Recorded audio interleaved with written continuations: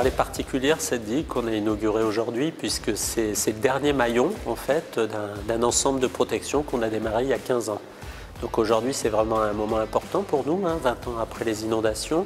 On termine en fait ce dernier tronçon qui vient fermer en fait tout ce qu'on appelle le système de protection amont entre Beaucaire et Arles. Renforcer cette digue, qui est une digue de deuxième rang, est très important. Pourquoi? Parce qu'elle traverse quasiment la ville et le centre-ville, puisqu'elle est tout proche d'un centre commercial et tout proche du centre-ville. Donc pour nous, c'est très important que les habitants se sentent confortés, rassurés. Qui dit digue urbaine, ça veut dire qu'il y a en permanence, on n'a pas arrêté la vie de passer, donc les gens des quartiers de passer, d'aller dans les magasins de la zone Fourchon. Donc il a fallu que NGE, avec les engins, puisse passer au mieux. NGE est intervenu déjà en fait sur la digue entre Beaucaire et Fourques, il est intervenu sur la digue entre Tarascon et Arles, donc c'est un groupe, j'ai envie de dire, qui est implanté sur le territoire.